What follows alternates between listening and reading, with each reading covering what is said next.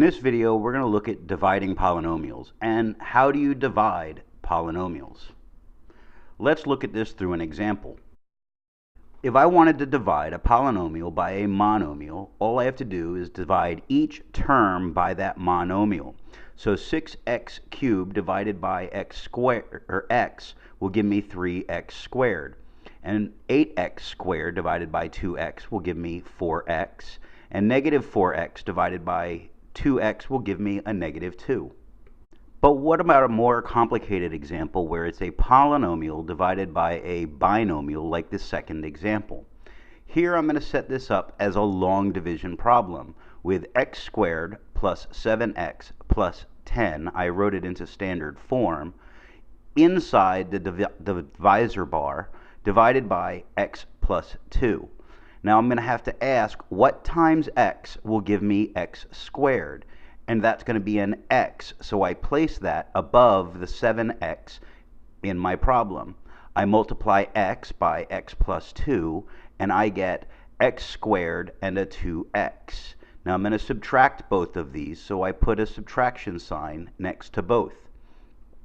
When I add straight down my columns in this stack, my new equation will be 5x plus 10 because I bring down that 10. So what times x will give me 5x? That's going to be a 5. So at the top I write plus 5 and I multiply that 5 by the x plus 2.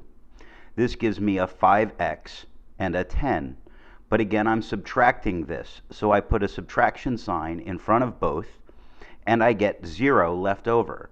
So 10 plus 7x plus x squared divided by x plus 2 is equal to x plus 5. And this is great when I have a 0 as my final answer. But what happens in a division problem that's a little messier? We'll see that in a third example, but right now let's look at a different view of the same type of problem. I start by doing the same thing where I'm going to write that first polynomial in standard form to go inside the division bar. Outside I put the x plus 2, and I'm going to ask the same question. What times x will give me x squared? Well, that'll be an x. So x times x plus 2 will give me x squared plus 2x. I'm going to go ahead and put a set of parentheses here to remind myself that while I'm subtracting this, it's a subtraction that's being distributed. So I put the negative on the outside and I combine like terms going down. The x squareds cancel, and 3x minus 2x is x, and I bring down the 2. Now I ask the question, what times x will give me x? And that's going to be a 1. So I go ahead and put a plus 1 up at the top. This gives me x plus 2 as when it's multiplied out, so I put it underneath the green. It has its set of parentheses, and I'm reminding myself that I'm subtracting this whole thing. So that x plus 2 minus x plus 2 will give me 0. That means that x squared plus 2 plus 3x divided by x plus 2 is equal to x plus 1.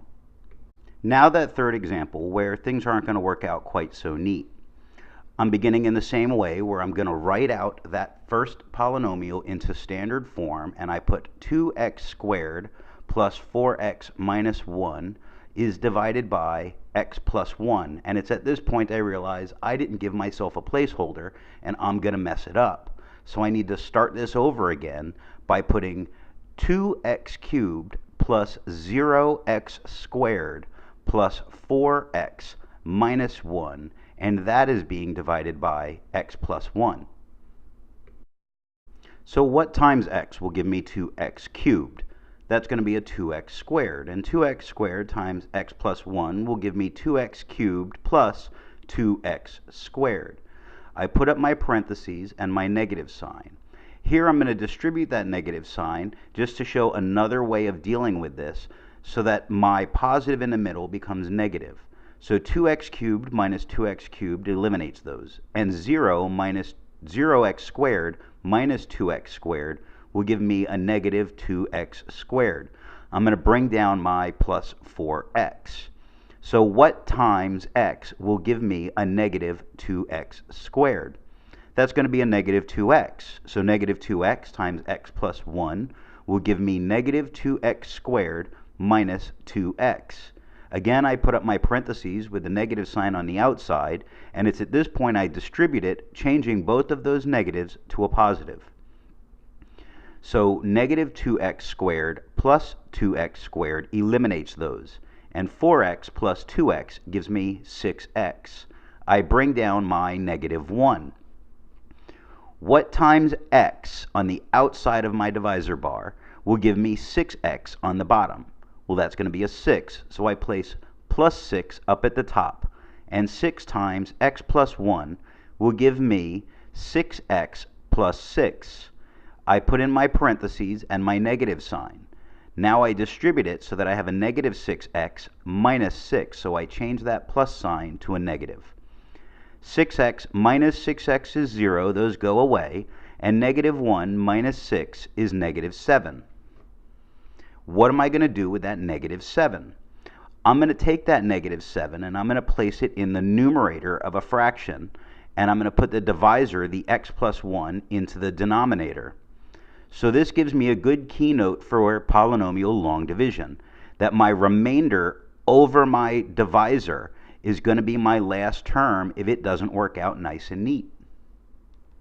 At this point, I circle my answer to identify it. Math, like all great things, cannot be mastered overnight. It takes work, so do your math homework.